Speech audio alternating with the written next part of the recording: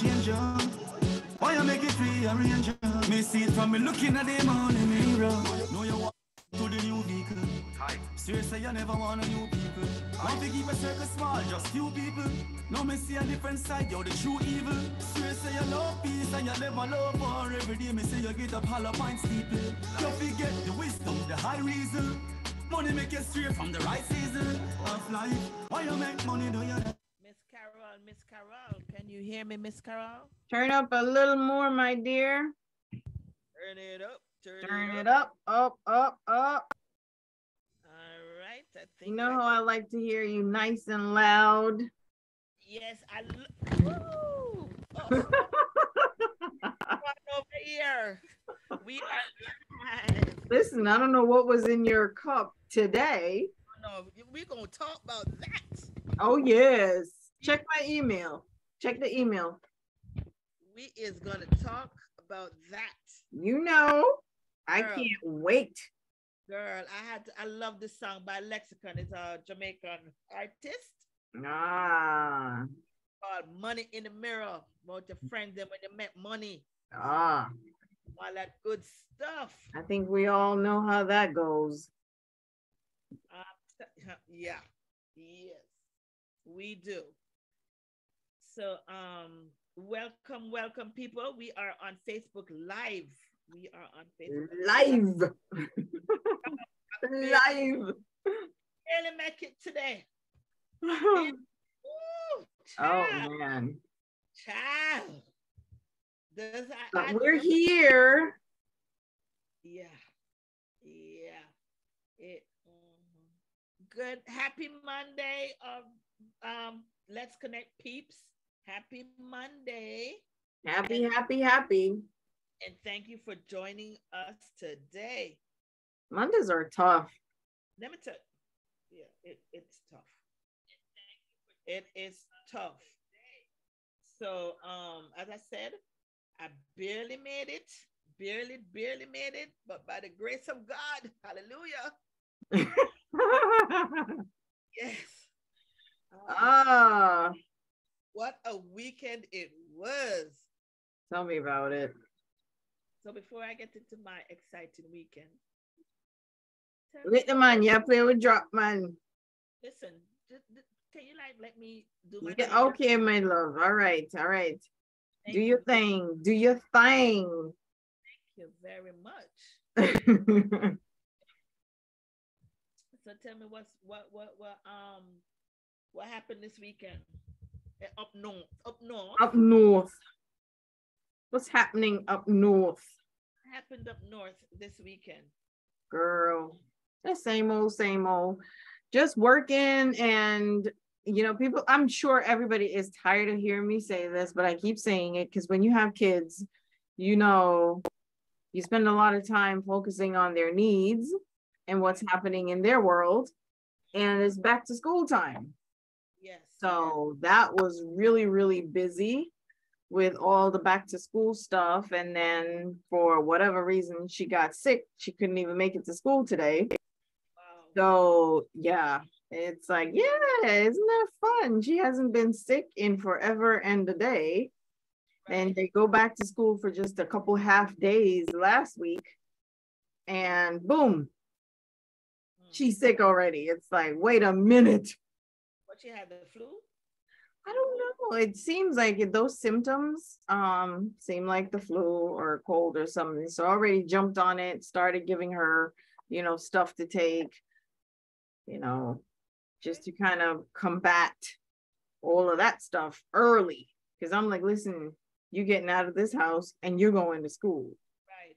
You're going to go to school because mama needs some time. I hear that.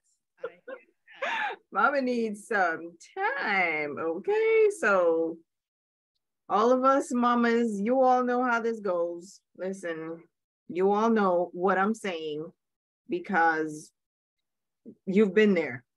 And you all know you've been waiting for school to reopen as well. Yes.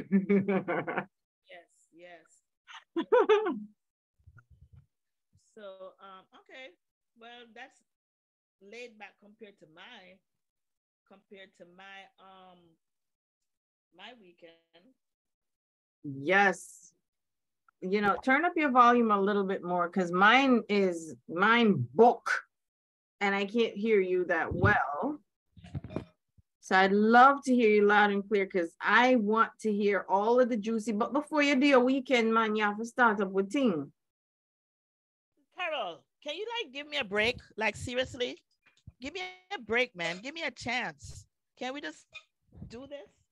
Can I direct for a minute? Okay, go ahead, direct, girl. Direct. 5 things at one time. Direct.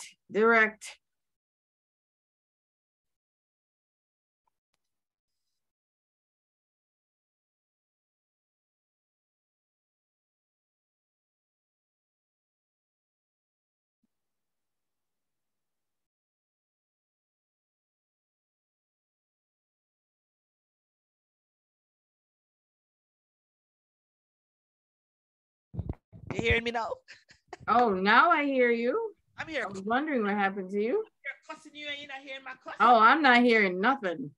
All right, that much better now? Yeah, I hear you now. Golly. Yes. Army like a damn drill sergeant. Like I'm doing 5 things at one time. Hold on. You're listening to the Let's Connect show with Carolyn Reese, right here on My Turn Radio.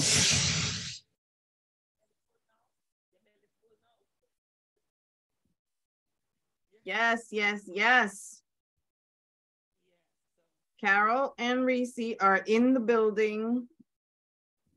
And we are here on another Monday. Mondays are hard for me, but you know what? I cannot wait to hear your story. And we want to say welcome to everybody. This is the Let's Connect show right here on My Turn Radio.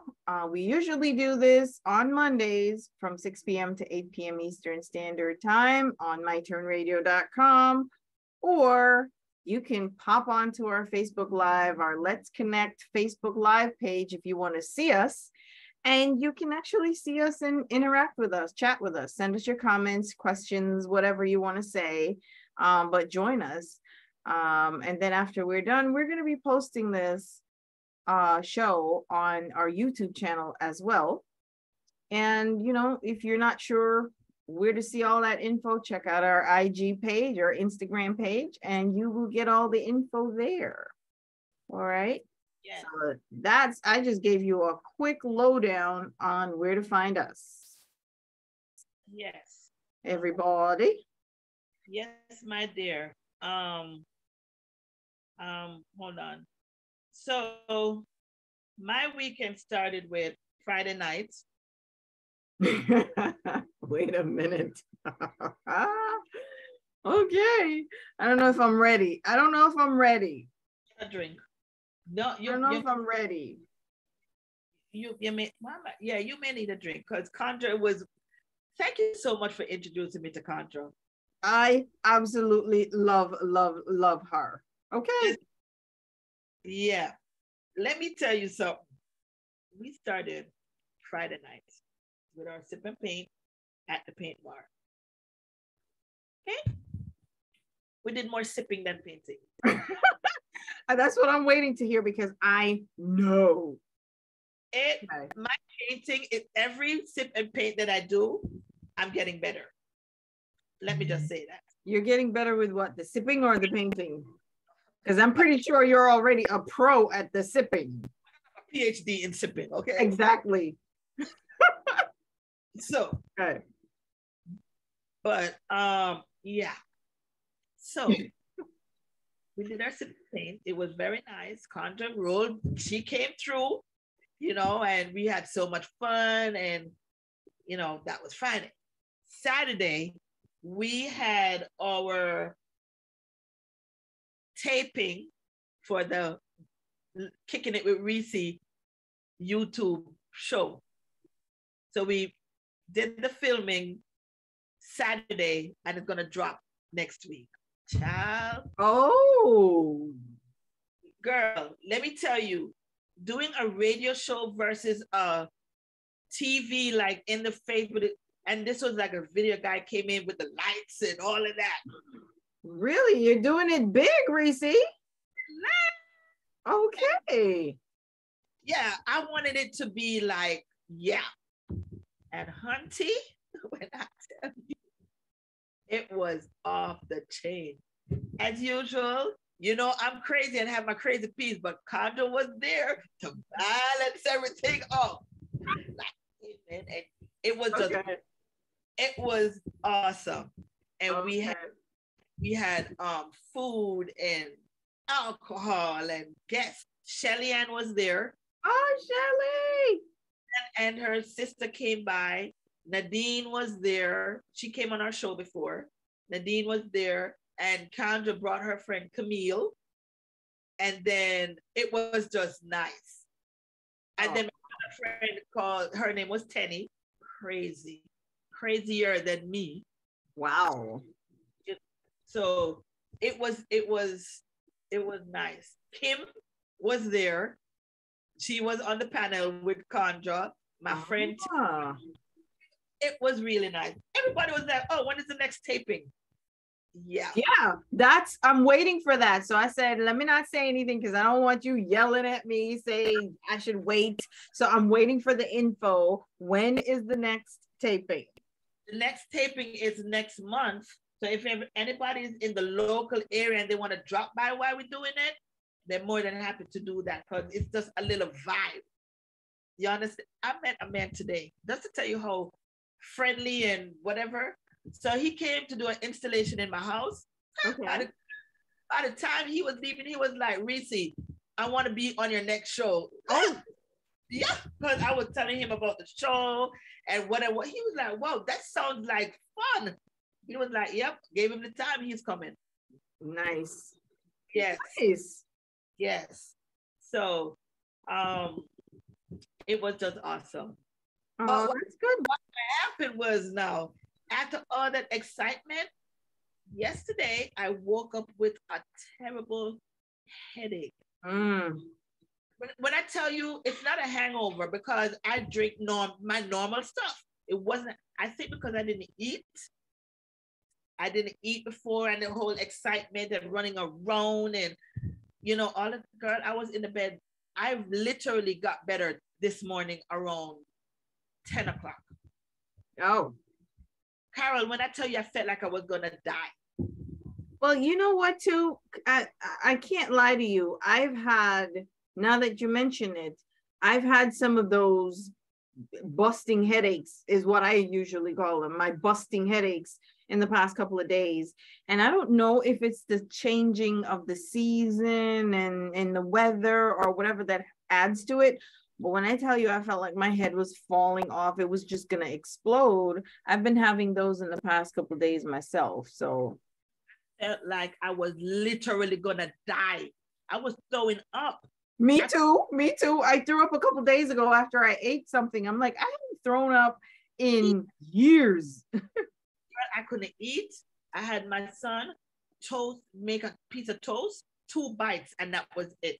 Oh, to eat. Yeah, I don't know if it has something to do with the weather then, Reese, the seasons and stuff like that.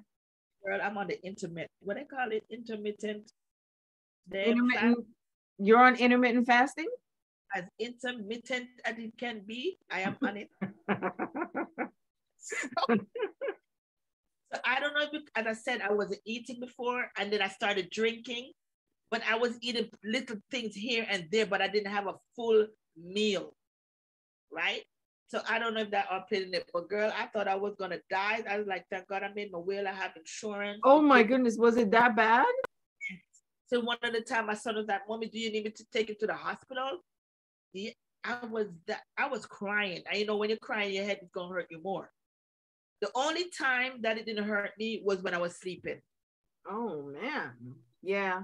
I usually try to go to sleep. When I have my headaches like that, I take the headache pills and stuff, and I have to fall asleep. I have to go to sleep. I get in bed and that's it. Yeah, and then I had to call Yvonne, my little personal nurse. You know Yvonne. Yeah. I called her, take my blood pressure to make sure I'm living right.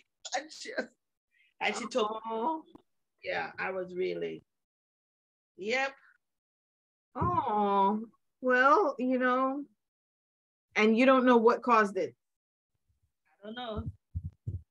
Oh, oh, well, I'm glad you're better. Yes. Maybe you were a little bit, you had a little too much fun on, what night was that? Saturday night. Saturday night. Maybe you had a little too much fun, a little too much excitement. When you're old, the cat. I was just gonna say it, girl. When you start getting old, everything is too much.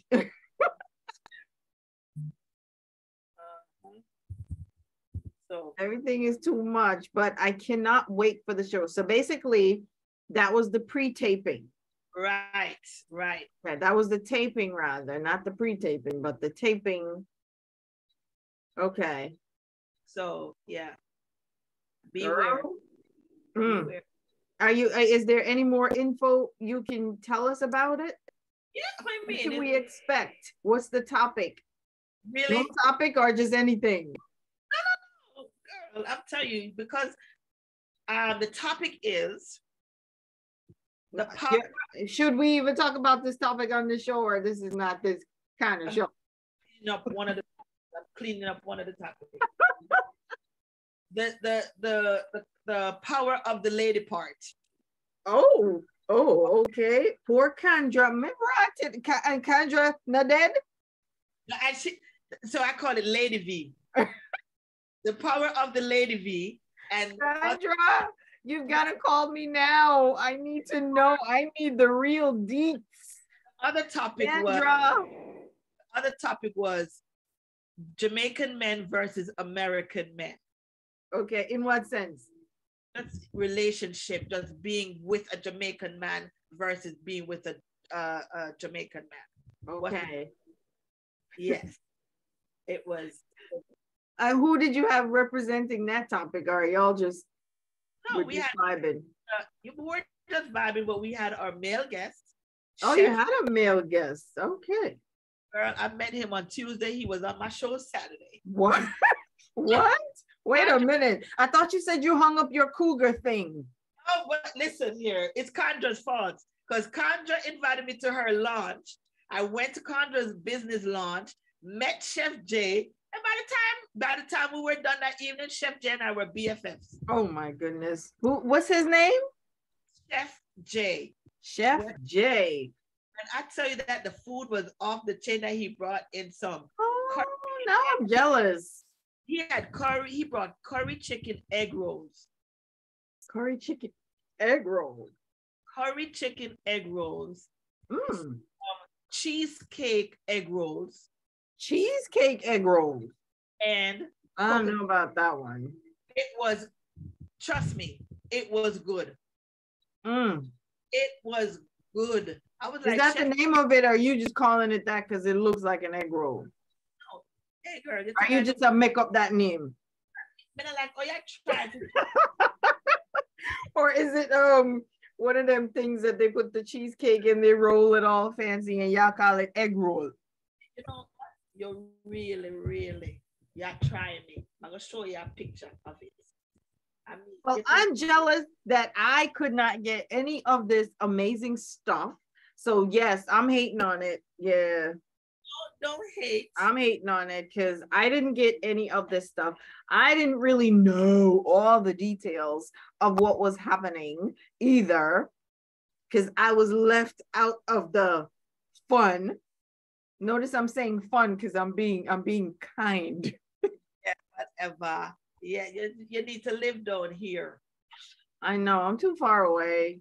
But then again, even if I was living close to you, Reese, I don't know if I could handle your kind of madness. Trust me, if Girl. And I had Nadine there, Nadine is like, trust me, you can't handle it. Trust me when I tell you. Trust when I tell you. I wasn't that. Yeah, you're like yin and yang or something, because I don't know if I can handle the level of madness and and all of that. It wasn't that bad, seriously. It wasn't that bad? That's what you say. I have to hear it from the people around you, from the other people that were there, because you don't know. You're just you 24/7. So how are you supposed to know? Kendra is listening and on Facebook Live. Kendra better call me and give me the deets. Kendra, please, I need to know the real. I need some backup right here.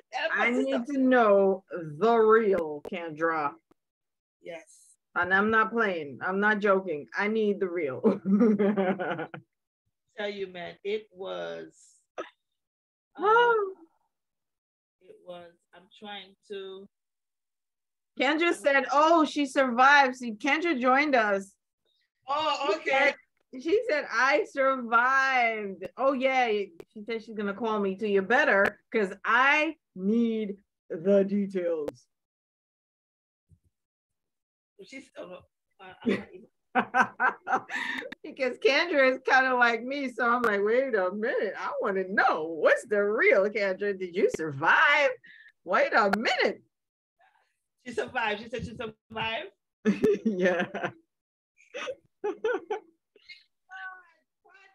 But I'm sure you made it fun, Reese. I couldn't help it. It is what it is, right? And you had a videographer and everything. Yo, I'm telling you, I had to work them streets, man. Yes. How come you never get no videographer for this show, Yana? Because we're not in the same place. Hello. Why would we? Yeah, again, I'm upset about that. Okay. So, yeah, but I was like, I'm doing this. But that's nice though. So the next time, when is it premiering? Next week on my mom's birthday. Next Saturday. Okay. Next Saturday. So next Saturday, everybody, yes. You tune in. Where are they gonna find this show? YouTube, Good Vibes TV. Good Vibes TV. How you spell vibes? YBZ.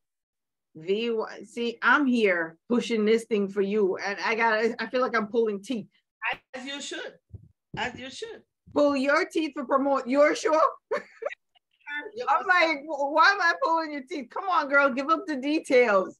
It's Good Vibes TV on YouTube. It's dropping September 17th. You can like my Facebook page, Good Vibes TV, and every Saturday I'm dropping an episode. Ooh. Every Saturday. So yes, hunting. Yes. Well, you know, I'll be plugged in. I'll be tuned in because I'm gonna see the craziness. And I'm here for it. This is going to be a fun-filled, fun show. You know, no seriousness, no dark topics. It's just pure foolishness. See, that's the operative word right there. Pure foolishness. Okay? Pure foolishness.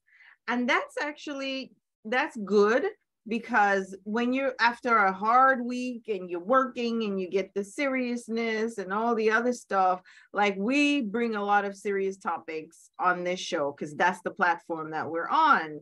So we inform, we educate, we also have fun. It doesn't mean we don't have fun, but we bring more of the heavier topics.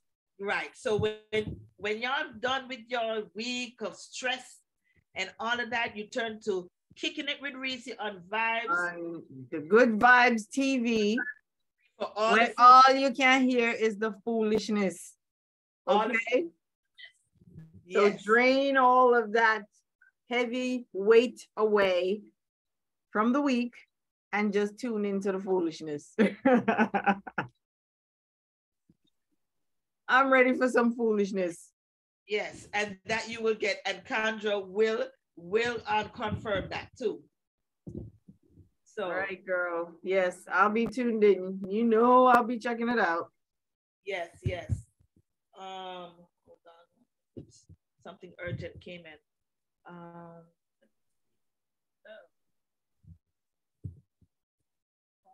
Kendra said it was real talk and very eye-opening.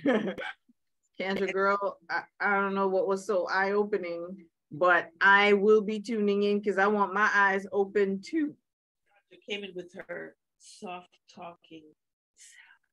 She says it was eye-opening. What kind of foolishness could be so eye-opening, Kendra? was eye-opening. So I want my eyes open too. So I'll be tuning in. You can learn a thing or two. Okay? You can learn a thing. Teach me. Uh-huh. Yes. Okay. So, all right. So that was my weekend. Oh yeah, and so that sounds like a fun weekend, my dear. And I always tease you and we make fun, but I do support you. So I'll be checking it out for sure. I just wish I was closer, but I'm so far away that I never get to join in the actual in-person fun. But Queen Elizabeth just died. Yes. Yeah, and so that's all over the news on every television station. And as a result, I guess there's kind of like a little reunion between the brothers, Harry and William, Prince Harry and William, Prince William and Harry, just however you want to say it. So let's see how it goes. And now we have a King Charles. Listen, you talk about that in a minute. I got to do this real quick, but talk about that I have to come back to talk about that because yeah. So give me 1 second.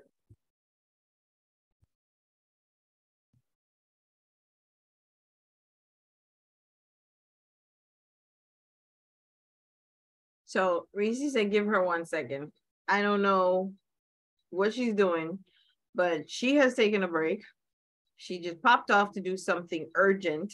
So basically, I'm going to say the world learned about Queen Elizabeth's death over the weekend. And it's really sad. You can't not know about this unless you're underneath a rock somewhere. You have to know because it's on every television station. And basically, it's so amazing that Queen Elizabeth was on the throne for 70 years. It's longer than most of us, even listening to this station, have been alive. Can you imagine being at a job for 70 years? One job? These days, you don't even have, there's no such thing as job security. And who stays at a job for even 3-5 years these days? Everybody's just job hopping and switching around. And Queen Elizabeth stayed in her job for 70 years. If that's not like some amazing feat, I don't know what is. 70 years. She ruled as queen. 70 years she had that throne. And I'm not saying she was queen only for, what am I trying to say? I'm so flabbergasted. She was the queen for 70 years. And she was alive way before that. Of course, she was 96 years old when she died. But so she was a queen when she was what, 26? I guess so, because she was 96 and she ruled for 70 years. So I guess she was in her 20s, and I saw pictures of her when she was young, pictures of her even as a teenager. This beautiful, graceful lady, but I'm sure in order to do that job for 70 years, she must have been tough as nails. Of course, you know that she was tough. You know she was tough as nails. And then so no, I don't like King Charles. A lot of people don't. And the man, you know why I don't like him? Because he messed with Diana. That's the main reason why a lot of people say that. Like Camilla, and you know that she refused the title that she was given. Is it that she refused it, or is it that they didn't allow it? Because the queen was not playing. When she was alive, I was watching some documentaries this weekend. She was not playing. She's like, you're not allowed to have just the queen title. Not queen, it's like she's a queen consort or something like that. So she declined it, and I think who's getting it? Who's gonna use it? I think it's Meghan. No, it's not Meghan. Somebody was gonna. No, it can't be because they're fifth in line, I think. But the amazing thing, like you said, a lot of people didn't like or don't like Charles because of, or King Charles now, because of what happened with Diana, and he handled it poorly. Poorly. He handled it poorly. Did not deserve it. She did not deserve that. She was seen as so graceful. She was sweet, and she complained to the Queen several times about this, because lo and behold, if you go ahead and I'm not saying anything that people can't go look up themselves, go watch the documentaries. There are 50 million of them out there, from the people who actually worked for Diana, who worked in the palace, etc., on all these documentaries. But basically, Camilla was with Charles way before even Diana and him got married. He should have just married Camilla. But there were a whole lot of political issues and reasons and whatnot. But sister girl stayed around. She was like, I'm not going to. She got married though. She got married after she met Charles and da-da-da. Then she got married. Then they got divorced, and she was like, I'm coming back for this man because I want this man. And Diana said it was 3 of them in their marriage. She did. She said it was 3 of us in this marriage. And I just did not like the photographs that you see when they went to the racetrack, and you see Diana and Camilla standing there watching Charles at the time doing his horse racing. So all that time, this woman, you're with you, you know what I'm saying? And you know it with your husband. And it's so cute. You can imagine if it's cute. Oh my goodness. It was torturous for her. And she even went and complained to the Queen several times to get assistance from the Queen, and the Queen did not want to get involved, in it. So it was really hard on Diana, which is one of the reasons why a lot of people turned against Charles. Diana was so sweet. I mean, I know Diana might have her little ways that everybody does, but she was too good for him. I'm sorry. And the documentary went in on all of his issues and his actions and the things that he did, and how the Queen was not having it with a lot of the stuff that he did. And he still did them with Camilla behind, even though the Queen disapproved and did not allow her to come to the palace, did not allow her to come to events. She couldn't attend. If the Queen is at a place, she could not go. The Queen is like, she cannot be in my presence. Side chick after all them corner. You know what I'm saying? Guess what? The sidekick now turned ultimate side chick, and now side chick turned queen. So that's what the documentary was talking about. There is hope for side chicks out there. The side chick turned queen. My goodness! All you side chicks, stay strong. Oh my goodness! Yeah. So anyway, I just thought I would mention that because so today I want to mention this because I know how much you like. Who's your favorite artist and the businesswoman entrepreneur that you just adore? Kandi. Yes. See, yes. I know you that well. Kandi Burruss was on the Jennifer Hudson talk show, TV show today. Started today. How was it? It started today.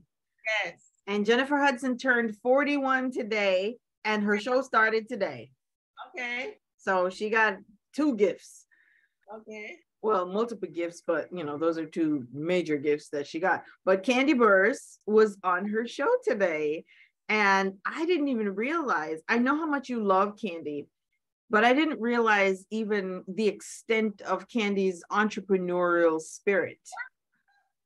That woman is the truth. Let me tell you, Kandi can turn a pencil into a business. Yes. And that's the same thing that Jennifer Hudson said to her on the show. She's like, you turn any little idea into a business. How do you do that? My wish, and I'm speaking it to the universe. I would love to meet Kandi Burruss and just, recording in progress. Yes. Yeah. So anybody out there that know Candy Bird, tell her to holler at Reese. Yes, she's like your idol. And We've been talking about her forever. And I love the fact that she's so entrepreneurial and she is, I don't want to mess it up. Oh, there's a new show that she's executive producing. She's the executive producer for The Music Lesson or something like, or The Piano Lesson or something like that, I think is the name of it, but she's the executive producer, her and her husband. And so she does that. She's won, of course, you know, she's won the Grammys, you know, she has her business, the Bedroom Candy. the Candy is Jamaican, okay? She is an She honorary. got 15 jobs. A 11 job. And she said, I didn't know that she also studied acting. So she's a bona fide actress. She's in The Shy, the show that She's in The Shy. She talked about that. She does Lifetime movies. She does movies. Honey, I am up on Candy Birds, okay? Yes. I just thought I would mention that because I saw her and I was like, oh, I have to tell Reese her idol was on. Yes. Anyways. So that was, that fun-filled weekend topic. Yep. All good. So with that, ouch, we are going to move into our segment. It's now time for our topic of the day. Oh, yes. I don't want to get fired from my own show, you know, so I make sure I do what I'm supposed to do. So today's topic is home buying process, going through the home, purchasing a home, all that good stuff. And we have today our regular visitor, Miss Stacey Ann Drummond, our realtor. She was on our show before. She's a very good friend of mine. And of course, I had to invite her again to our show that's talking about home buying process. And along with her is that Stacey, and I don't see Stacey shy. Hey, my friend. Hi. Yeah. Hi, ladies. Hello, Stacey. Should I call you Stacey Ann or should I call you Stacey? Remember I told you that whole story the first time I came on? Stacey Ann is when I'm in trouble. I'm Jamaican. So if I hear Stacey Ann, right? Stacey Ann. I automatically think that my mom's going to spank me. That's like me and my kid. When I call her first name and middle name, she's like, what did I do? In trouble. And we All right, also my dear. Miss Katie and Clark to our show. Yes. Hi, Thank you, ladies. Hi, how are y'all doing? Hi, Katie Ann.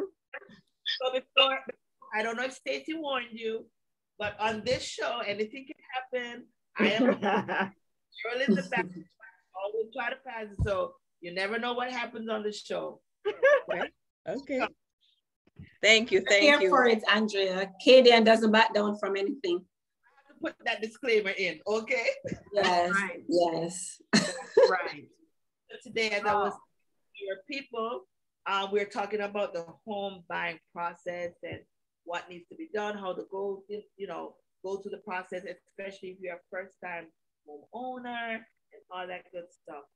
So, Miss Stacey Ann, I'm going to turn it over to you and tell them a little bit about yourself and all that, and just go right into it, girlie. You know, I really love this platform because it's so nice and chill. Even when we're talking about serious topics, it's still chill. The world is so serious already, so any little chill vibes, I'm here for it. Yes, my dear. Tell Risika. She thinks that it's not no fun. She's like, I'm going to start my own fun show. Did you hear us talking about it? Yeah. But that's her personality, though. I know. I have to tease her, though. I can't let her get away. I have to tease her. The friendly banter is good. Yeah. So, I mean, as Andrea said before, I am a realtor. I service the South Florida area. And most recently, I've moved into Central Florida. So I'm also working in Central Florida. A little bit about me. I will lead by saying I'm a mom of 2 beautiful children.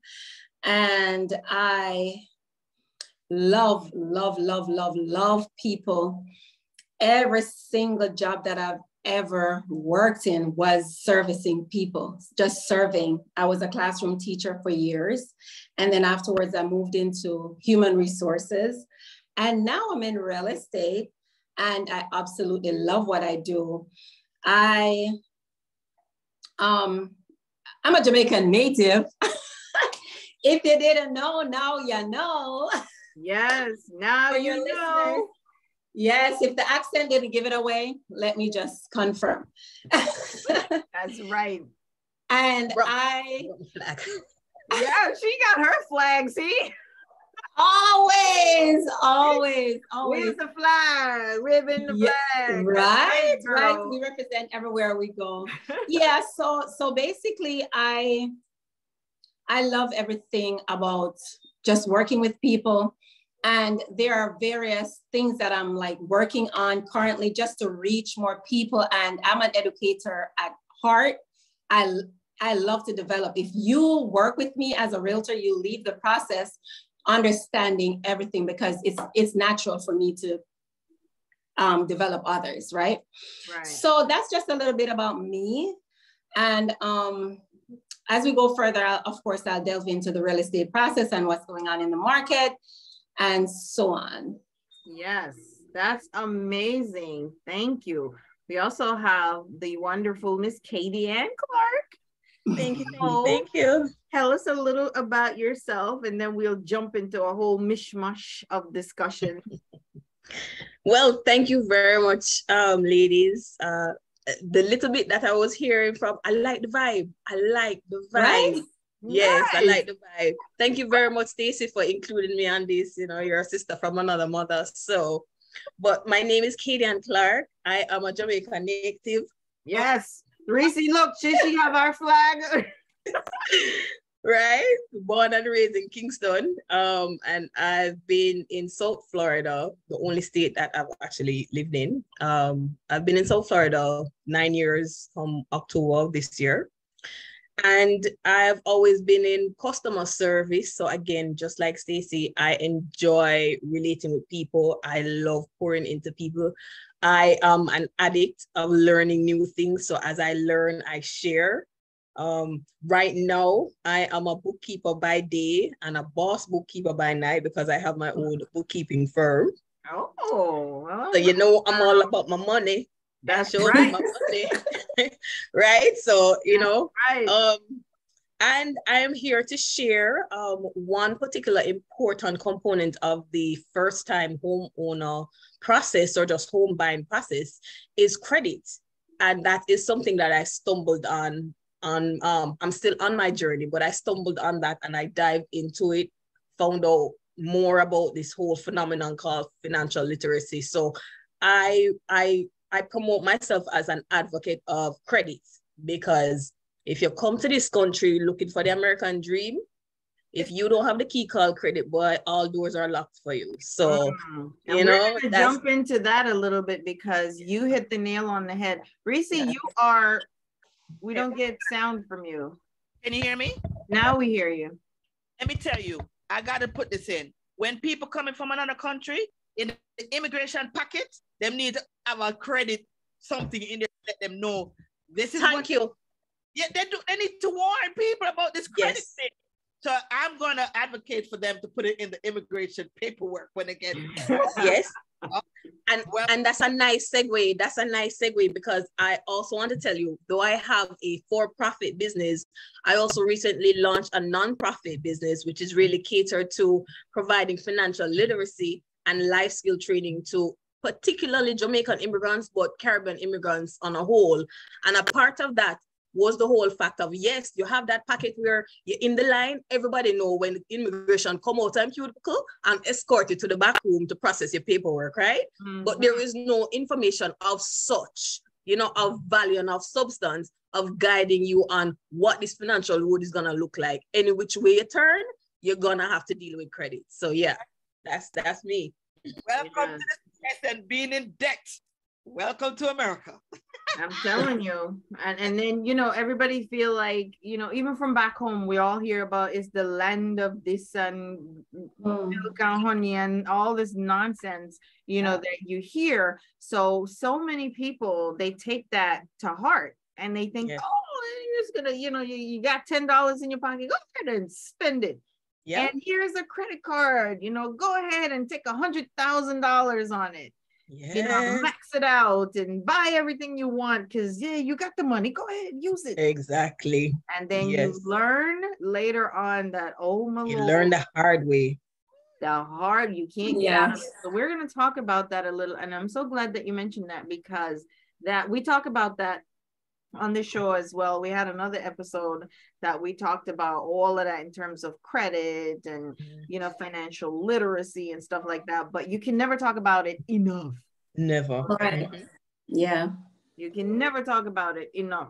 So we're gonna get into that a little bit. I'm sorry, who was saying something? No, I was just saying that the reason why, I work really hard to curate a team of people that I work with as it relates to my business, because one thing I will say about myself, and I'll say it from the rooftop because I'm sure no one can say, oh, she's lying. I operate from a place of integrity, and I strongly believe that it's not so much about the money. Yes, we need money to live, but you have to treat people well, right?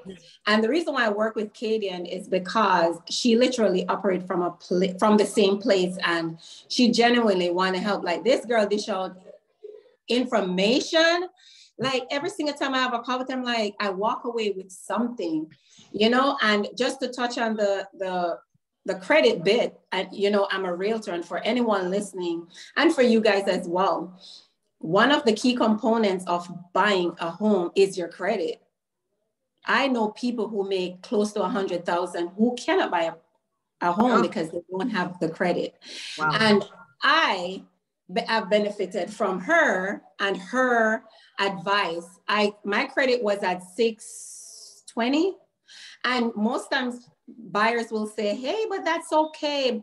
I'll go into that a little more. But I spoke to her, I said, Kate, and I need to bring my credit up. She said, okay, do this, this, this, and this, Stacy. Just follow these steps. My credit is currently 740. Nice.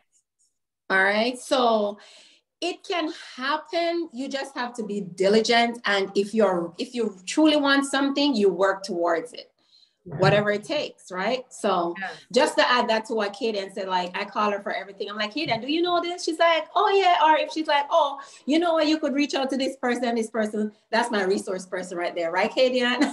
Yes, I try to be very resourceful, but Stacy is my total strength, because you always need somebody in your life that you can bounce ideas off of. And I'm telling you, she's a force to reckon with, and she's a great soundboard. So thank you again for this connect, Stacy, and I'm always here to support you. Appreciate it, friend. I love that you guys, or you ladies, I should say, are talking about this. So let's start from the beginning, right? Because there are so many people who are novices and are new to the whole idea, kind of like what Reese was saying. Let's pretend, right? And let's start from zero, that somebody does not know anything about real estate. What would you ladies say is the first thing, if you have an inkling in your mind to say, I'm working every day, because we hear it all the time.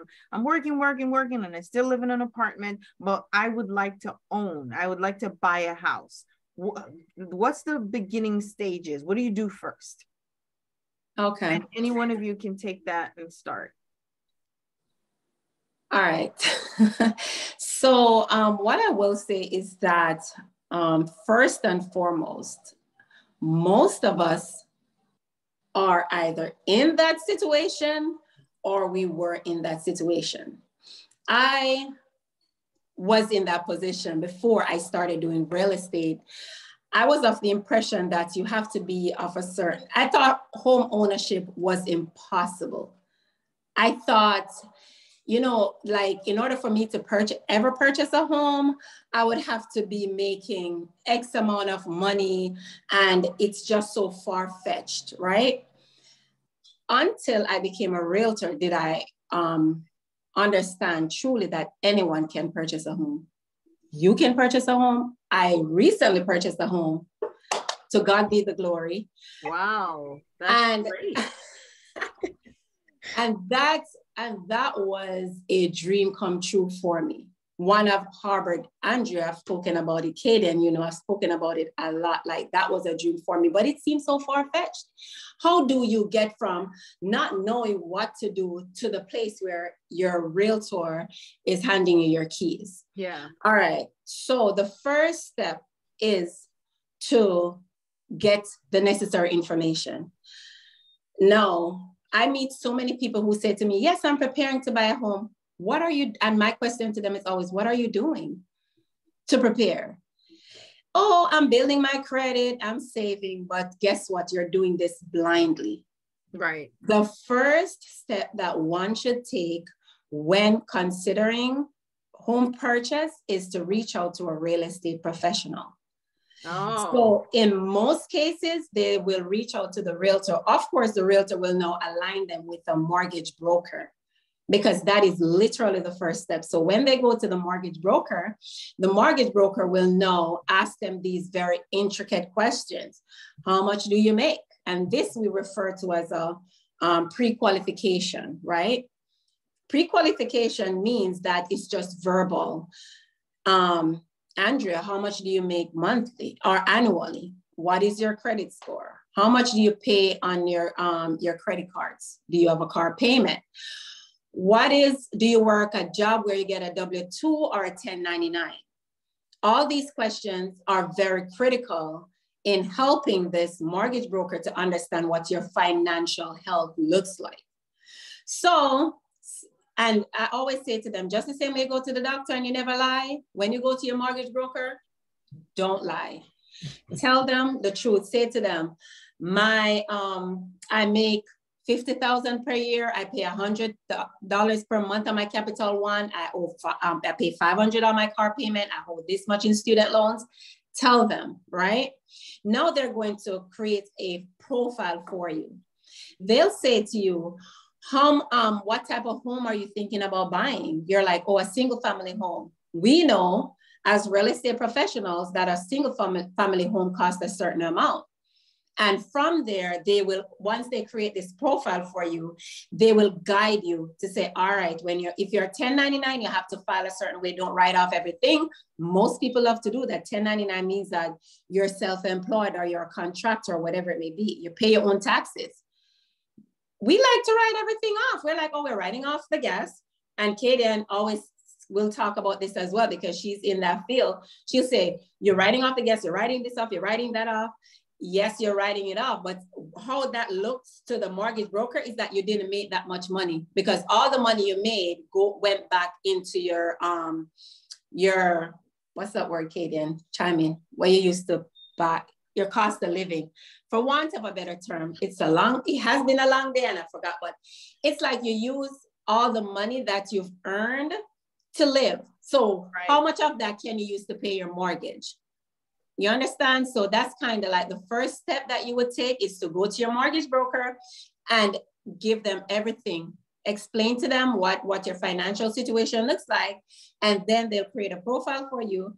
And this should be done not when your lease will be ending in December, and now it's September, you're planning on moving.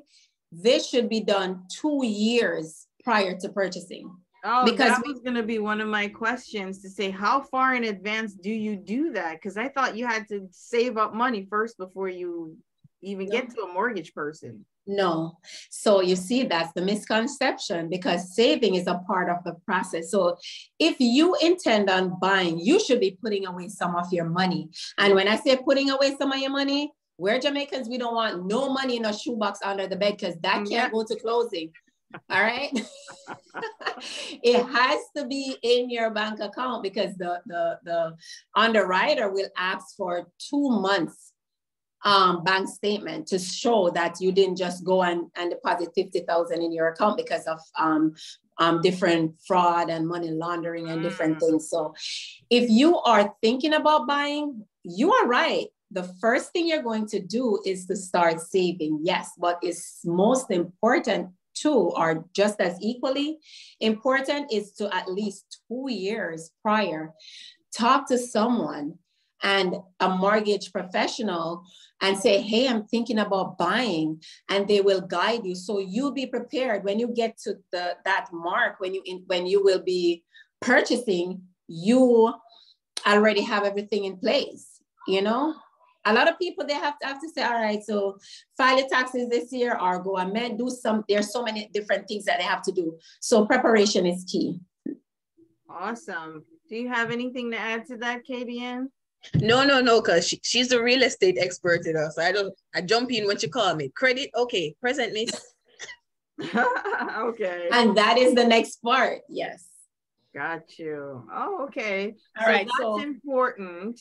And I just wanted to reiterate for all of our listeners who are listening right now, if you want to get into this, I'm not going to go over everything that Stacy just mentioned, but you need to be aware that, because some people think that, oh, you just start saving and saving and saving for the next 50 years before, talk to a professional, like she says, and then put together a plan.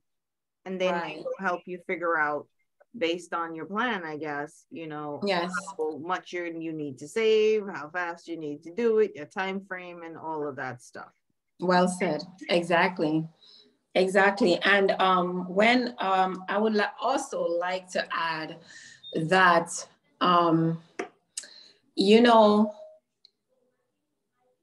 when I mentioned a pre-qualification, and the pre-qualification is where as I explained earlier, where the mortgage broker they're not pulling your credit. You don't have to show them proof. So basically you're saying, they ask you some questions and you answer those questions. And some people will say, you know what, I'm not ready to purchase now, but I don't want to pull my credit. I always respond. Just like if you go to the doctor, and I always use this analogy, you go to the doctor and you say, hey, I have a pain in my tummy. The doctor will squeeze it, right?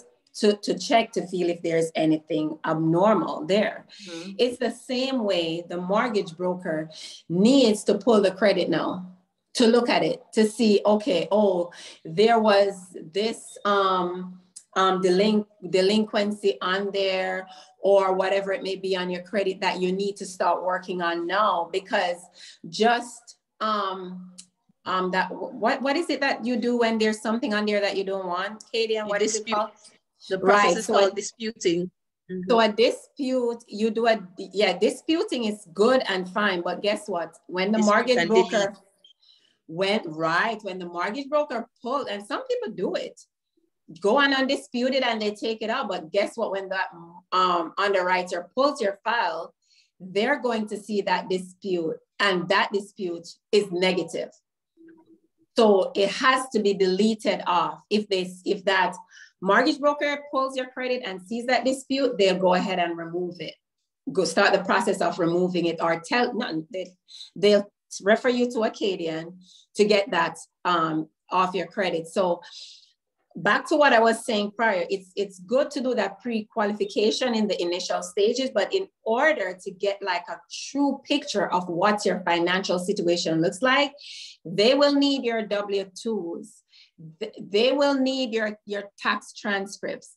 They will need your bank statements. They will need your 401k statement. They will need your to pull your credit.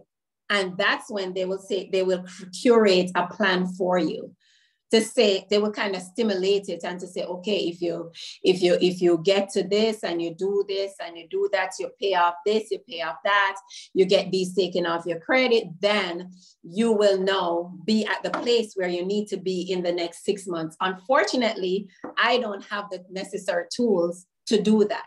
So that is why if whenever my clients come to me, I'll just do like a soft, little conversation, I would say like a consultation, if you may, and then I will align them with a lender who fits what they're looking for. Okay, so when you're getting a home for the first time, I think I saw somewhere that you shouldn't get certain types of loans or something, right? So if you want to, like, if you don't have sufficient money, right? What did I see? Like a VA loan or something else? Someone said that you shouldn't get. Are there any absolute no's to say, well, if you're a first-time home buyer, do this instead of that? Get this type of loan instead of. Right. So your question, my dear, simply, you see, and that is why I take every single opportunity I get to educate, because, and I always say and I appreciate your question, in all honesty, I truly do, because when, like, if a professional in a particular area will look at a situation and say, oh, what, it's simple. No, it's not. If you don't know, you honestly don't know. Right. And I don't think if a lot of us don't take the time to educate, you know, it's about selling the house, but the person doesn't even understand what it is all about, you know? So to answer your question, there's no particular loan that is, what was it? How did you put it? Is that a buyer should, and first-time home buyer should stay away from. There are certain loan products that are more first-time home buyer friendly. Okay. So a VA loan is out of it. VA loan, only military personnel can use that. It's for veterans, right? So VA loan, the civilians are not privy to that loan. The two main loan products that most buyers use are FHA and conventional. And the difference with both is, one, the down payment requirement. So FHA is more, FHA is for first-time home buyers. FHA requires you to, if you're purchasing the home, it has to be your homestead property, meaning it has to be your resident, your primary resident. So there are certain requirements, like your job has to be within a certain amount of radius, and such. It is a government insured loan. So that is why the down payment is so little. So it requires you to put down 3.5%. And that is, it's more doable for a first-time home buyer. Okay. So yeah, this site I had seen, Ramsey Solutions mentioned it, saying you should stay, if you're a first-time home buyer, stay away from FHA and VA loans, etc. So I just wanted to touch base with you on that. But another question I want to ask. Before you move on from that question, because I don't want to leave you confused or other potential buyers among your listeners, I think that is a very reckless statement to make. Right. Because some people cannot possibly qualify with conventional. Conventional requires your debt to income to be way lower.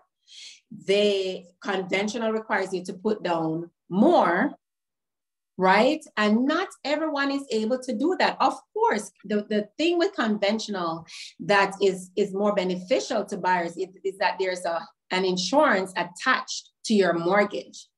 With FHA, it stays on your loan for its lifetime, the lifetime of the loan. Right. With conventional, when you get to 20%, you no longer have that insurance. But some people will never be able, they can't afford to put 5-10% down. What is 10% of 350,000? Right. And that is just the down payment. There is the closing cost, which is like 4.5% of that 350,000. You know, so again, I will always provide that buyer with all the information, the pros, the cons, and let you decide. People buy houses with FHA loan every day. Right. So with that said, and you kind of touched on this, let me ask you, if you're getting a mortgage, right, or you want to buy a home, how much should you have? How much of the sale price should you have before you even get into this thing? Well, I always recommend 9% of the purchase price, yes, because in most cases it will be a little less. But my rule of thumb is I prefer for closing day to pop up, and you're supposed to take 25,000 to closing, but you have 30,000, as opposed to you having only 25,000 when you're supposed to take 30,000. You know what I mean? And one of the conditions of that loan approval is to prove funds to close. You have to show the bank that I have this amount of money in my account ready to close. They won't approve your loan unless you can prove that you have that money. So Stacy, why is it I've always heard over the years, oh, you should have 20%. You should always have 20%.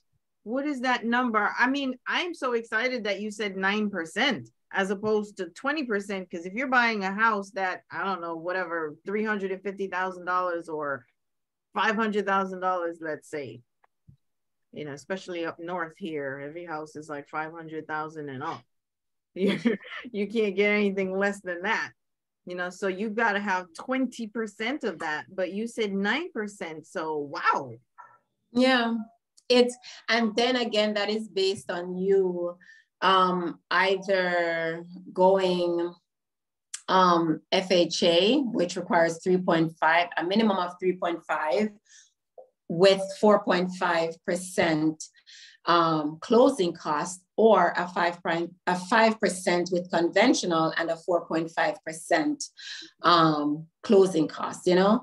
So roughly around 9%, I always suggest that 20,000 is great. You know why they use 20,000? That's the lucky number. Why? Because if you 20%. Put down 20%. Yes, 20%. If you put down that 20%. If you put down that 20% on a conventional loan, you have just eliminated that mortgage insurance, right? So you won't have that additional, sometimes it's depending on your rate, it will be an additional $200, an additional one something or two something, depending. So when you put down 20%, you've eliminated that. So that's why that's the lucky number that most mortgage individuals or people who work within the field of real estate, they'll tell you, most people don't have that.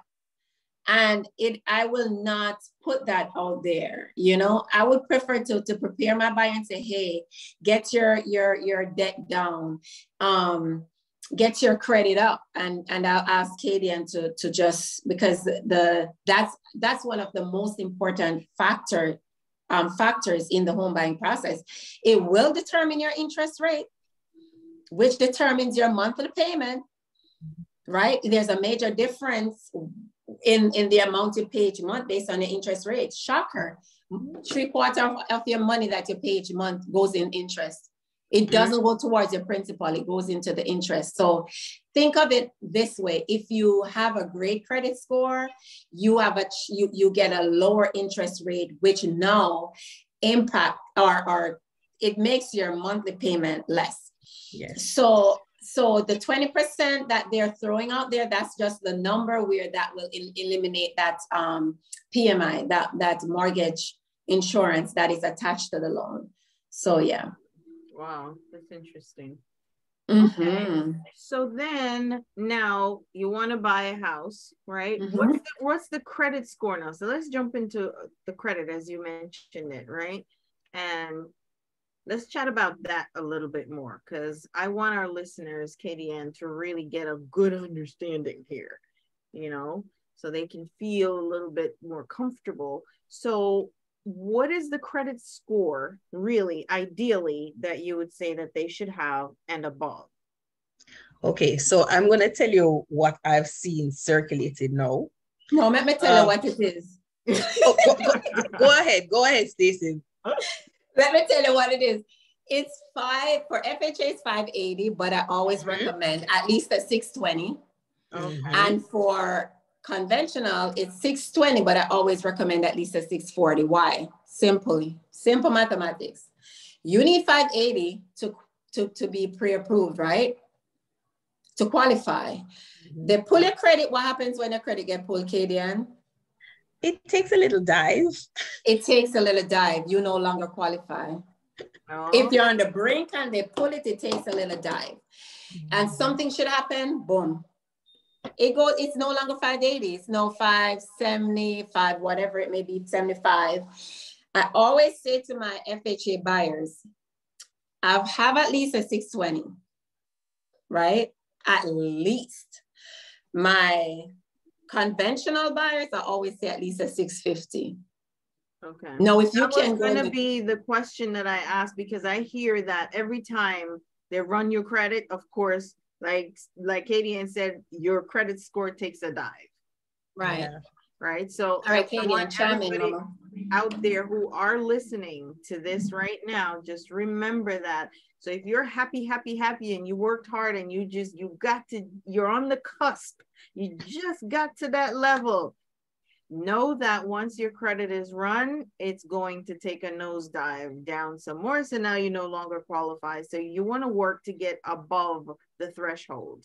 And Katie, you can jump in and let us know a little bit about that and how does that work in terms of the world of credit and what people need to do. Sure. It's such a complex, but I literally geek out about this. So here's why your credits, one of the main principal reason why your credit score takes a dive. It's because what the mortgage professional has done is called a hard inquiry. Now, when you're going for credit type products, going for a credit card, or going for a loan, and they say they're gonna pull your credit, it's gonna be a hard pull. So there are two types of inquiries. It can be a soft inquiry or a hard inquiry. A hard inquiry is where you lose points once that loan person pulls your credit. If it's a soft pull, it does not negatively impact your credit. So one key thing you want to do is, even if you're shopping around for mortgage, they will give you the housing of credit bureaus. As we know, there are three main ones: Equifax, Experian, and TransUnion. They have an understanding that the consumer is shopping around for an auto loan or a mortgage. In this case, they give you a window of 14 days in which, if you have similar inquiries, so you've been to a couple different mortgage lenders and they're pulling your credit, so you're getting various hard pulls. If you have a certain amount within that 14-day span, they do not count it as individual inquiries. So you get that leeway. So you as a consumer, you need to be aware that you have 14 days in which to shop around. You do in that block of 14 days. Try not to have multiple blocks of 14 days, because that, again, you're going to have individual inquiries, hard inquiries being pulled on your credit, which is reducing that power that you put into your own hands of getting up to the threshold or over. So essentially, I'm sorry to jump in, but I want people to make sure they understand and they're following. So in those 14 block window, right, those 14 days, if they're running your credit, so prior to those 14 days, maybe what you want to do then is have a list of, I don't know, the people you want to work with or whatever. You could, yes, right? Yes, you could. But again, this is why Stacey said it's very crucial that you sit with a mortgage lender, because say one mortgage lender may find a particular mortgage product with one provider, right, and then that doesn't suit you or you don't suit it. They might also go and shop with another mortgage lender. So that 14 days, if you're having those multiple inquiries with different mortgage lenders, it counts as one. It counts as one. Okay. So be mindful of that. Okay. Don't go there willy-nilly just shopping around for the sake of it. And this is why it's so important to have a professional guide you along the process. That is so important. Important to that is to know that window. Also, you want to know just a little background about the credit scores. There are 3 main credit scores that you have to be tracking. Now, there is one backed by FICO, and there's also another one backed by Vantage Score. It's the FICO score that you need to be tracking, and it's not one. You need to be tracking all 3. That's all 3 from the 3 major credit bureaus, Experian, Equifax, and TransUnion. How do you track your FICO score? You can actually contact these bureaus individually. You can even pay for a credit score, but maybe you will get your credit report free. 2 different cases, but both are equally important to the knowledge that you're going to bring to your own home buying process. Because as a consumer, do not be fooled. You also need to be aware so that you can pinpoint things that are going over your head. So inform yourself as well as get aligned with a reputable, experienced professional like Stacy, you know? So learn the things for yourself too, so you're not fooled in the process. But again, track those 3 FICO scores, and you can get your free credit report every year. I think now it's probably done every month, but at least once a year, you can get a free credit report from annualcreditreport.com to track your credit report. So you can pull it and find out, have you been a victim of identity theft? What are all the errors that may be appearing on your credit report that you don't even know is holding back your credit report from getting you to that threshold or keeping you back from going over the threshold that's needed to qualify for a mortgage product? So there are some key things that you want, and there's more to it, basic information, but those 2, just be mindful of that 14-day window for shopping around. Same thing for auto loans as well. And also to monitor your 3 FICO scores. And I believe, Stacy, it is the lower of the 3 that is actually taken by the mortgage provider. Of course. Why would it's the mid score, the middle score. The mid score. They're gonna average all 3. They're gonna average all 3 and take. No? It depends. All right. So there are different situations. There are different situations where they would do something like that, but in general terms are speaking, it's always the mid score. The lowest though is applied, say, you and I are purchasing a home and your credit score, if they're going to use what they do is they'll use the lowest mid score of the 2 parties. Gotcha. So it doesn't matter if my credit is flying in the 800, it's 800, and the person I'm purchasing with credit score is 650, their mid score is 650, they're going to use that 650. So like in the case of the husband and wife now, you know, and that's husband what has we a see a lot. Right. So you need to be mindful of these things as well. So, you know. Yes. So it's so the mid score. Rope in your partner to one. No. I was just saying, rope in your partner to if it's a mother and daughter duo or a husband and wife, you know, both of you need to be monitoring your personal credit, because as again Stacey said, if the 2 of you are gonna put up to buy this house and enter into this mortgage, they're gonna be choosing the mid score, the lowest mid score. So that is something important to know. Yes, ma'am. We see it all the time. One party is 750 mid score, the other party 615 or 6 whatever. So it's great for you to work together. You said something that's very important too. I have a lot of people, I'll say to them, what is your credit score? They said, oh, my credit score is 680. And my next question would be like, where did you see that? Credit and Karma. They say, oh, I was on Credit Karma. Oh, Credit Karma is really, I call it the killer of dreams. Like, it's not that bad. It's not that bad. It's not, you know what I tell my clients? Because I have Credit Karma too, but I also back it up by monitoring my FICO score with the paid service from Experian.com.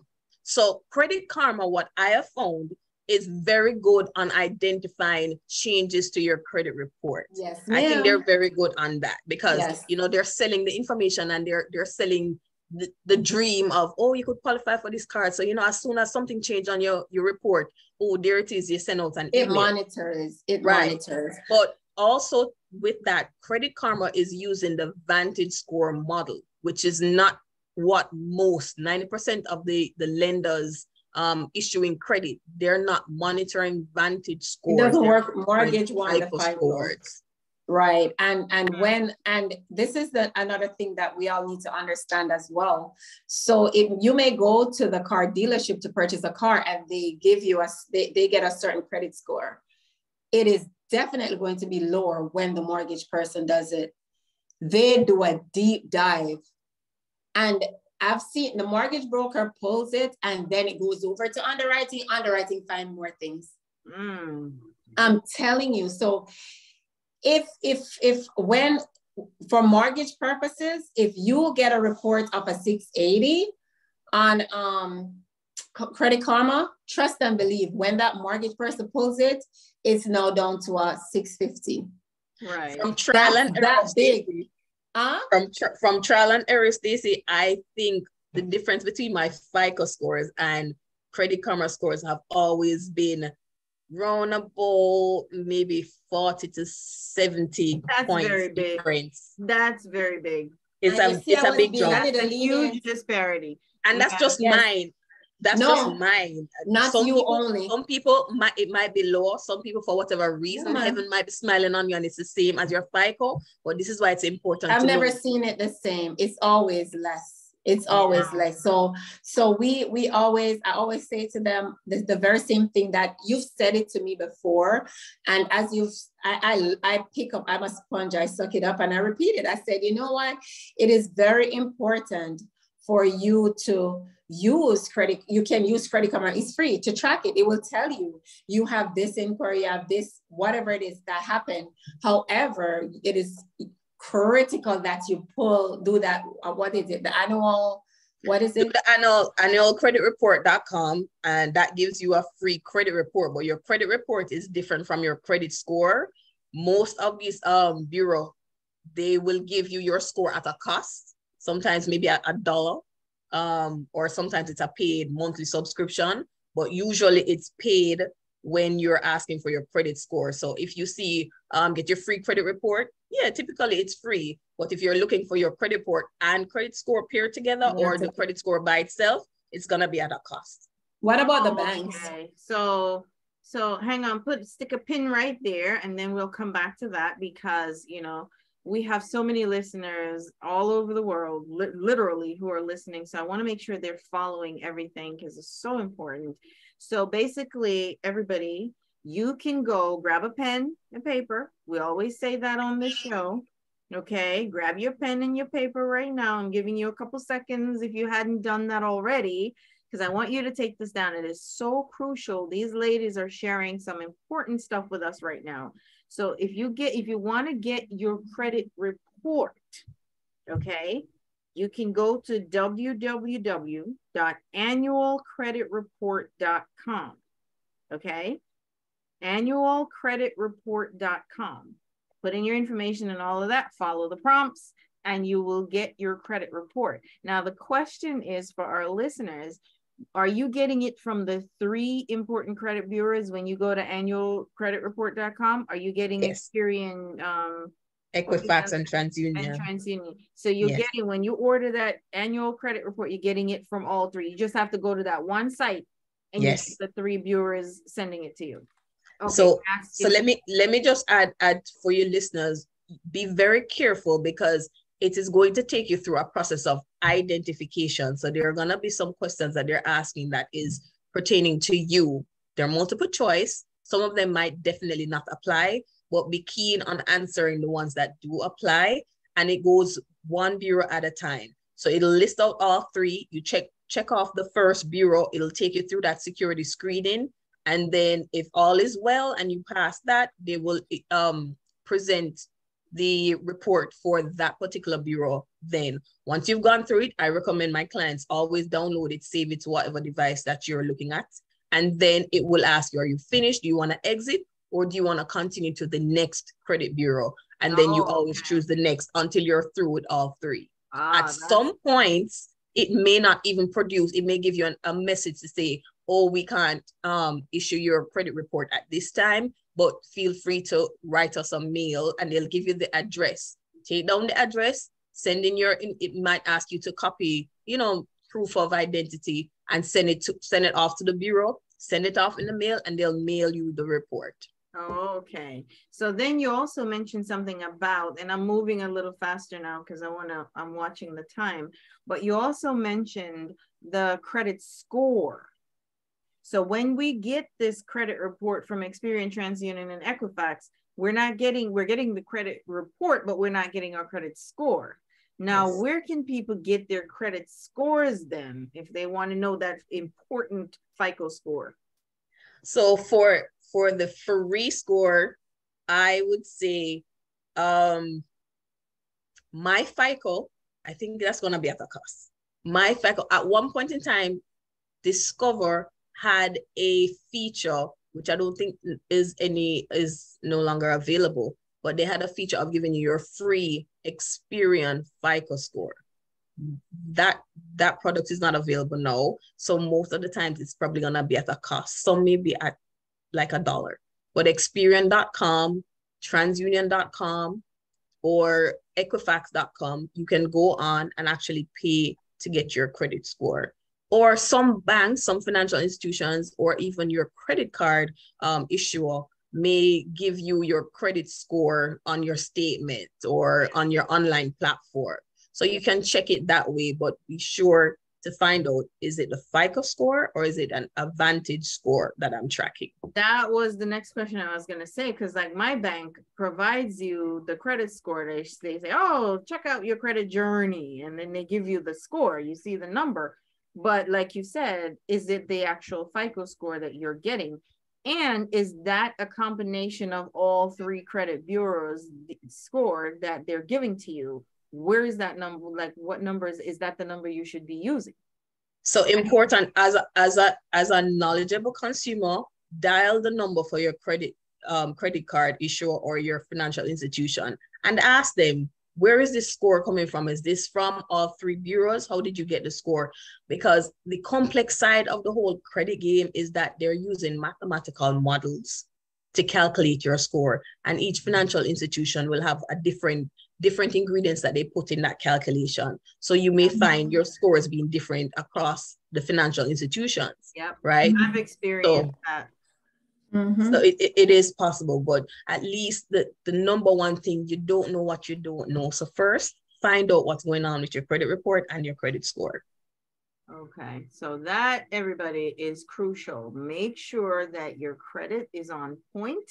And if it's not, reach out to an expert to get it fixed. Yes. And don't just try to do it by yourself, because the other thing I want to really, really mention too is sometimes you're doing everything that you can and you think you are rocking with your credit, and everything that you're doing is not what actually drives your credit score up.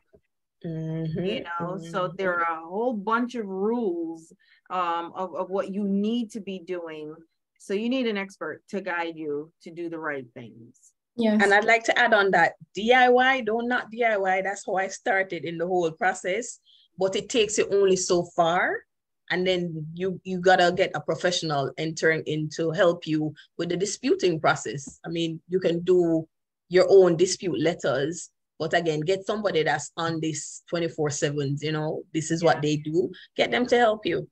The language is important too, right, Cadians? Because when you do it, and then sometimes you dispute from one bureau, but then it's on another. So I've seen that TransUnion and Credit Karma both. I disputed it, and it just came off that one. But then there are two whole other. It comes off one and not the others. So that's why you need to be tracking all three. Real quickly, what are some of the things, just if you can just mention like just a few, one or two things that you can dispute?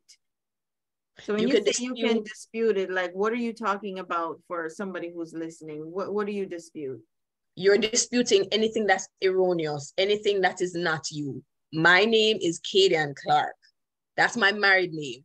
My maiden name is Kadian Atkinson. I can dispute anything with Kadian Atkinson before, or any misspelling of my name, anything that is erroneous that no longer exists.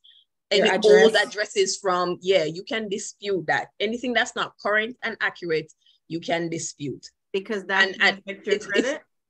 I'm sorry? Because that can affect your credit score. It can affect your credit negatively. Some carry a higher weight of negative impact than others. But for example, one particular client I was talking to, they're twins, and his brother's mortgage, for whatever reason, I don't know how it happened, his brother's mortgage is reporting on his credit report, but he is not necessarily reaping the benefits of it. You know, his brother is not reaping the benefits of having a real estate component on your credit report, which is great if you have it, because that helps, as long as you're paying it on time, you know, and keeping current, it helps in boosting your credit score. So you want to check. Do not let it be when you get to the table of sitting down with your mortgage lender, that's when you find out that you have been a victim of identity theft. People, check on your credit. Check your credit report frequently. Be obsessed about it. Protect it with your life, just like you protect your social security. Yeah. You know, these things happen. Don't be a statistic. So watch your credit report. Yeah. Absolutely. You spend a lot of time building it, and then it takes one incident, it goes plummeting. It's crazy. And Stacey, that's the other thing too, because I think you have had people who come to you and say, oh, I want to buy a house. And then when you check it, their credit score is X, and then they want to buy the house in 2 months. Where are you going with that bad credit score and trying to fix it in 2 months? How long did you spend to get your credit score where it's at? You know, you have to be mindful as a consumer coming into it that the same amount of time that you took to sit down with the poor credit and wasn't doing anything about it, you have to be patient with the process to allow some time for, if you're going to get a professional involved, to get that process going. They start 1 month or 2 months, like, oh, I see nothing happening. No, it takes time. I think it was last year, we had a real conversation about my credit, and you gave me like different steps to take. And I called her screaming out like months later. I was like, I do remember that. I said, and no, like when it started going up, you are obsessed. You're like, you're like, oh my gosh, and you just have to keep on that path. Every day you want to check your credit score. Yeah, it is very, very, very important. And people, and you know what, I want to if we don't, I want us all to walk away with this tonight. There's no shame. Why are we so ashamed to say, oh my God, listen, mine was at 400. It plummeted. Listen, I don't know whose credit didn't get a knock in this pandemic. Everybody had to be using credit card to buy groceries, to buy gas, to buy this, to buy that. It's okay. It's as a people, we need to be okay with talking about finances, every aspect of it, and credit is a major part of it. Yeah. So if bad credit is not permanent. It's not. It's bad credit is not permanent. That's one thing I tell my clients. And it's not your identity either. And it's not you. Yeah. It's not you. What do you say to somebody who has zero credit? Because I know someone who was like, I don't want no credit. I deal with cash only, everything cash. I don't want any credit. What do you say to that person? I'd say your choice, be careful of the consequences of your choices, because unless you're always going to be entering into financial transactions that will always require cash, then if cash is how you feel confident moving through the world, go ahead. Can that person buy a house? You can buy a house cash down, of course, right, Cece? Yeah. But is that the only financial transaction that you're going to have to encounter in your journey to building wealth? No. No, so then this country I want to make sure I'm very clear on this. I'm sorry, Kadian. Go ahead. I want to make sure I'm clear from both of you ladies. So if this person is trying to buy a house, let's say, like I said, $500,000, and you don't have, unless you are rich, You don't have $500,000 to plunk down in cash to buy a house. But that person has zero credit. Can that person still buy a house? Zero credit is equivalent to bad credit. Zero credit. It's worse. It's worse. Zero That's credit. what my way means for you to say no. But I know what take you so long to say, because I was waiting to hear this. It's worse. What? It's worse. Think about it this way. With bad credit, they can say, oh, yeah, they have a Capital One card, and you max it out, and then you add a few late payments and whatever. When you have no credit, there is nothing to see. How well nothing exactly. So it's worse. It's worse. I have a buyer, however, and I will say this, not that I'm encouraging anyone to do this, but there are different lenders who are able to do different things. And that is why whenever I speak to a potential buyer, I want to understand the situation. Are you a 1099 buyer who will now use 10 months, not 10 months, I'm sorry, a year of your bank statements to prove your income? And in this case, they won't be needing your tax returns. And then you'll have to put down more money, or is it a situation where we're going to do hard money? Whatever the situation is, you're able to, whatever the situation is, you there's a way around it, but then not everybody is it. Because all right, so I have a husband and wife. They were pre-approved for $400,000. The husband has excellent credit. The wife is brand new to the country, but where she came from, she worked like at maybe, I think she came from, like if you're coming from Canada and there's an equivalence, and there are different things you can do. She has a green card, but she hasn't established credit as yet. Certain lenders are able to do some things to make it work, but that's a harder process. That's probably more money down. The best way is to establish credit and to have a great portfolio. So when it's a way smoother process, you know? So it's not like it can't happen. It can. I've seen it happen, but it's the caveat. Then it's the little one-off situation, and then they'll use other things to make up for that. And of course, your interest rate will reflect the fact that you really don't have it. So yeah. So Stacey, what about the person that has some money in the bank or some savings or whatever, no job, right? Excellent credit score or good credit score, good or excellent, whatever, but decent credit, right? Where they can qualify. Can that person buy a home? No. Okay. Because think about it this way. The ultimate goal is for the bank to make money, right? So if you don't have a job and you have money in the bank, in their mind, you still can, you have to show that whatever you're making monthly can pay this mortgage. Right. So it doesn't matter if you have 50,000 in the bank, they still won't, because that's a part of the requirement. You have to have a job that can substantially take care of all the other areas of your life, right, as well as pay the mortgage. That is why two people will qualify. They probably work the same job, get the same pay, but they qualify for a different amount. Mm-hmm. Okay. Because they have to be able to take care of all their needs. So no, they can't. Okay. Good. Unless they're gonna buy it cash. Yeah, if they can't buy it cash, they don't care, one way or the other. Right. Okay. I just wanted to make that point because we talk about that on the show before, and I always make that point because I want everybody to hear that. Yeah. Understanding. And they want to make sure you've been working in that job for at least 2 years. Yeah. Oh, okay. Yeah, you're working in the job for at least 2 years, and I really need to make this clarification. If say you're a nurse and you worked at one Coral Springs hospital and then you moved to Broad General, it doesn't matter. Or it's fine if you are working, if it's a parallel move. Parallel is across, right? Mm-hmm. Yeah. Listen. Horizontal move, I guess. No, parallel, side by side. Like, yeah. they're running in the same Side by direction. side. So Same direction. listen, okay, we can't know everything, you know, like that's the little yeah, but it has to be oh, you know what? Wrong term, Stacy. You worked in HR, a lateral move. Okay. Girls, I got it. HR. Okay. Stepping with HR.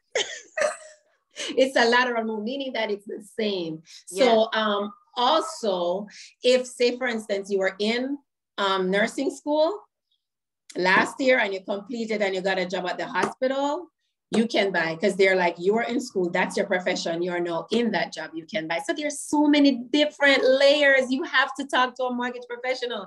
I could stay on here until 10:30 and tell you, answer every question. You still will have another question when you're buying. Oh, absolutely. Right now, we're just kind of, you know, dipping our toe in the water, so to speak. And I love it. Everybody at home who are listening, you know, and not sure what they want, they're on the fence. It's like, okay, here's some info to get you started, and then just jump in and find out the rest, you know, because some people, and especially in the Black and brown communities, a lot of times, if we don't know something, we then suddenly tuck it in under our pillow or under the bed or whatever, and we forget about it because we think, oh, there's no information out there. Right. So I want people to know there is information out here. So we're giving you some of the information right now, and just jump in and get the rest. The info is out there, and these two amazing ladies can give you that info, and reach out.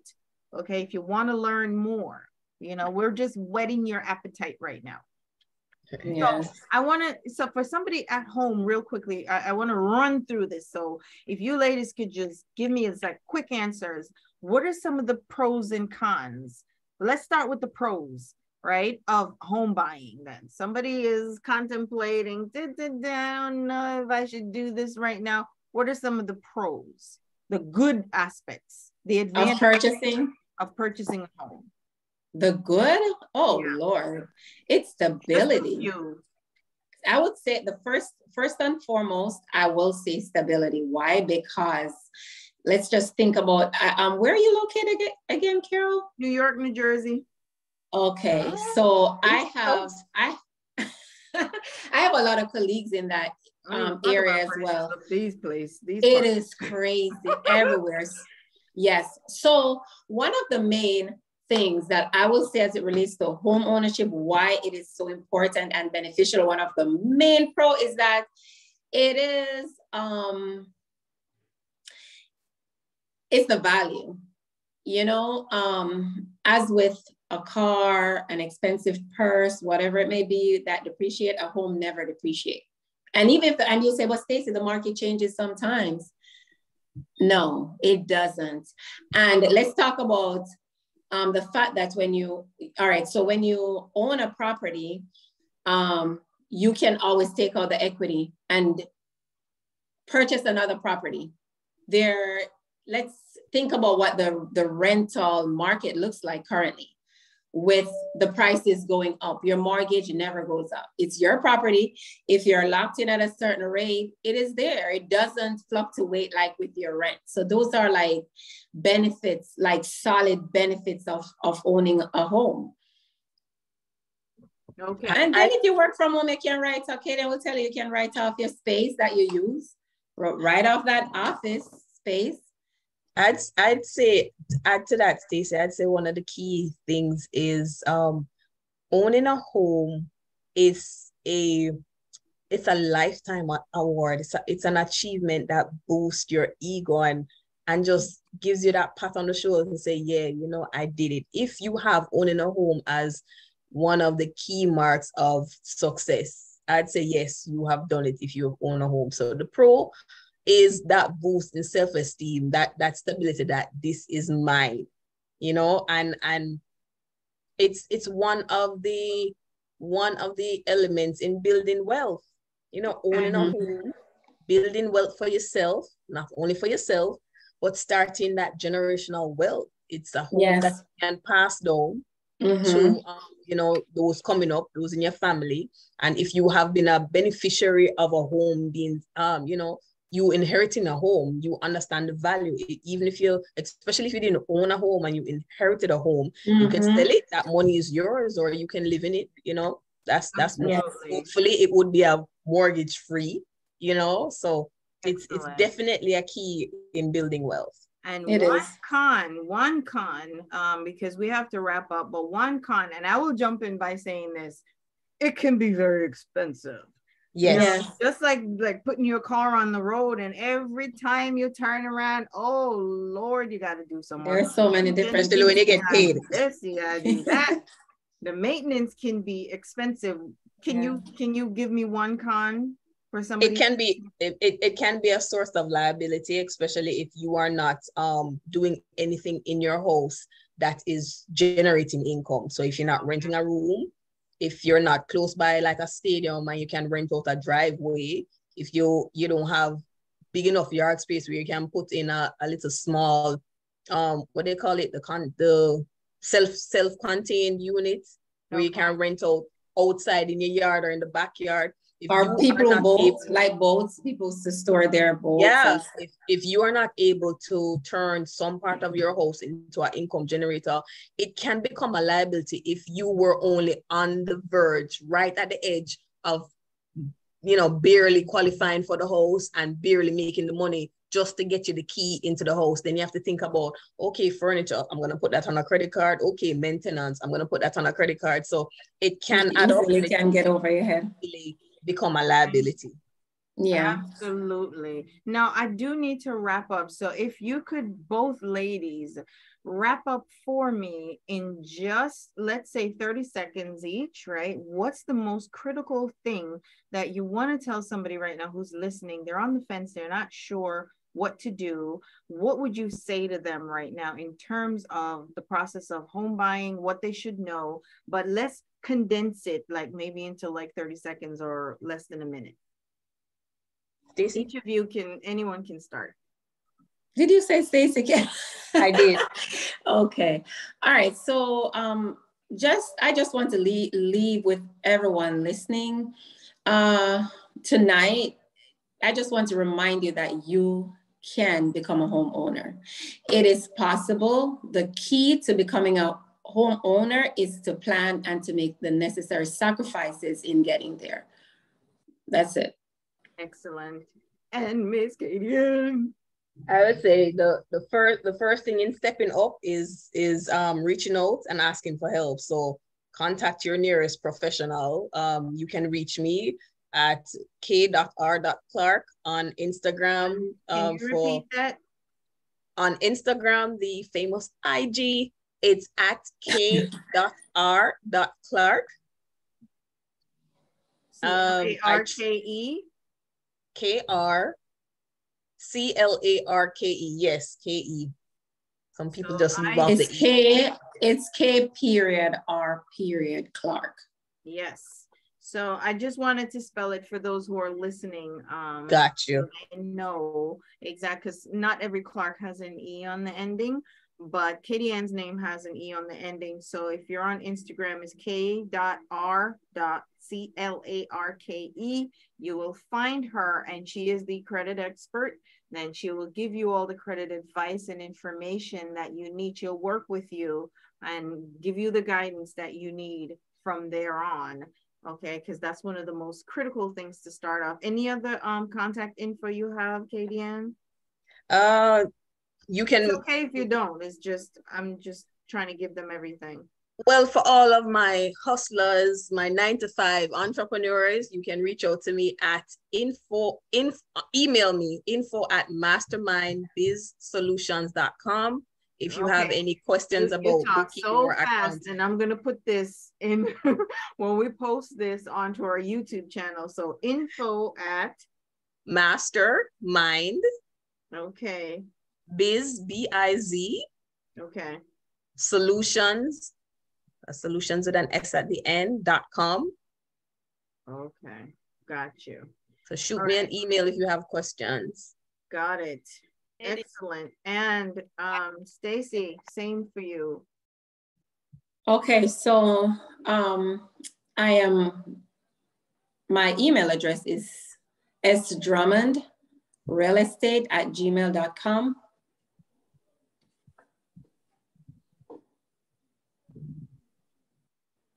Okay.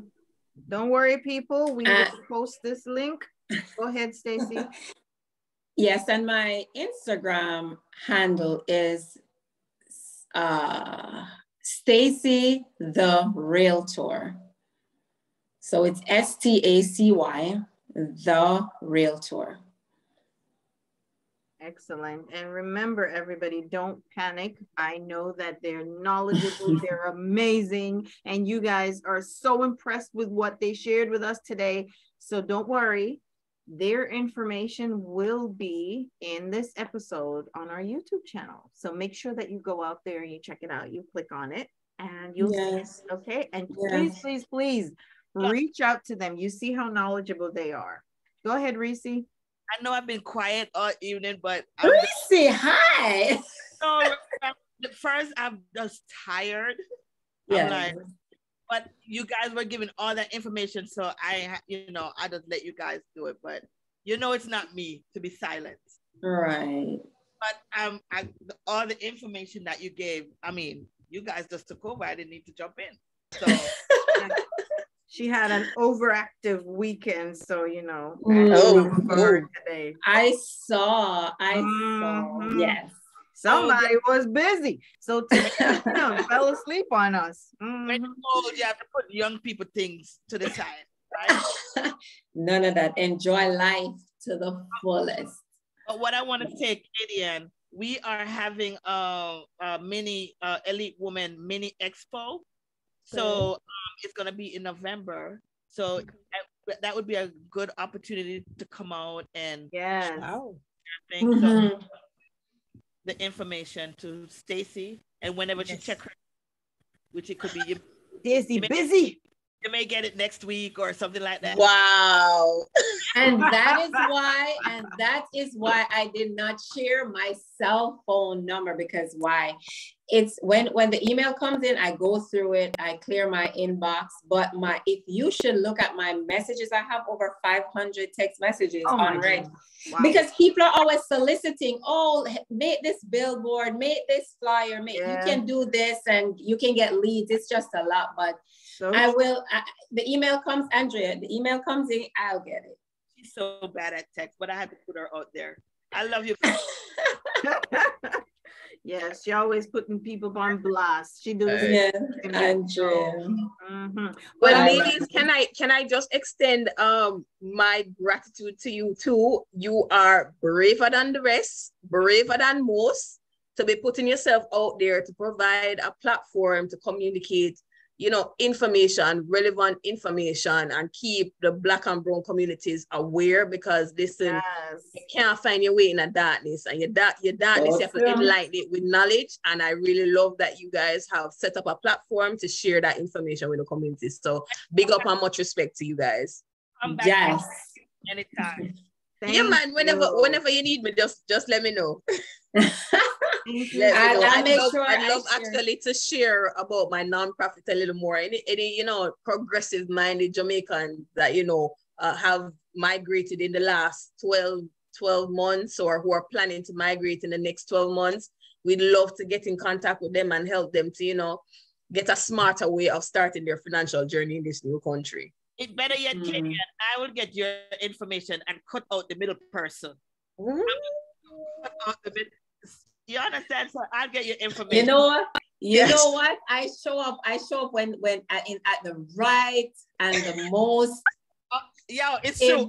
All I had to do was make a call. Boom, boom, boom. And tell her. I said to her, I'll move my schedule around. I said I'll move, because I double booked actually. And then I said, you know what? I'll move my schedule around, because it's even more so is as Kadian and we've all expressed, it is very important. Education is key. How can you move forward if you're blind? Like, we have to guide each other. Like, and the things that Kadian helped me to understand, I don't know them, and I do the same for her. Like, iron sharpened iron. So if you have a question, even if you don't have $1 in the bank and you want to buy a house, reach out to me. We can take it from the first stage. And one of my most applauded qualities, patience. I will tell you 10 times. I'll say it over and over until you get it. So let's get it done. Let's homeowners, as Acadian said, we need that. We need to leave something for our children. Okay. And it starts there. Acadian, please make sure that you go on our Let's Connect page and subscribe to our channel. Got it. Okay, He's doing it already. You see that? I'm telling you, this girl is on top of it. Yes. NNECT. And I'm actually friends with an immigration lawyer, so we can do some business together, boo. All right. Always doing business. I love it. Sounds like a plan. You know, is your logo with a purple C in there? No, it's a green. It's green. Okay. I'll share it. Let me share. I'm gonna share it with you, Kaden. Okay. Yeah. Yes, please. And thank you so much, Ron's iPhone. Thank you, Liana Powell. Thank you so much for your compliments and saying that you ladies, our guests today, were so amazing. The information, it was very informative. All of our guests say the same thing. Our co-hosts say the same thing. And you know we love it when you guys join us. We love the comments. We love to take your questions. So absolutely. I live for it.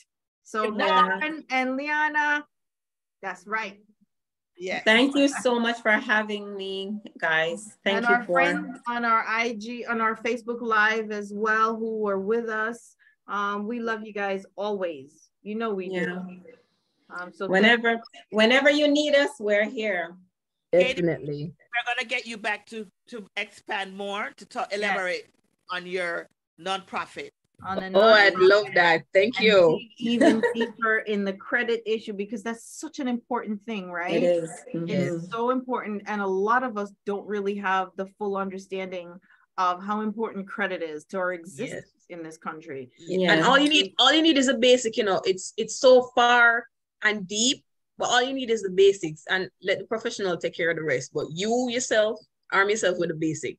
Yeah. Yes. And when you do come back, and everybody, when she comes back to talk more about credit, which it affects all of us, we want you to send in your questions, even questions in advance. Think about your questions, provide them to us, or hop on the show with us and ask then and there. You know, I love it.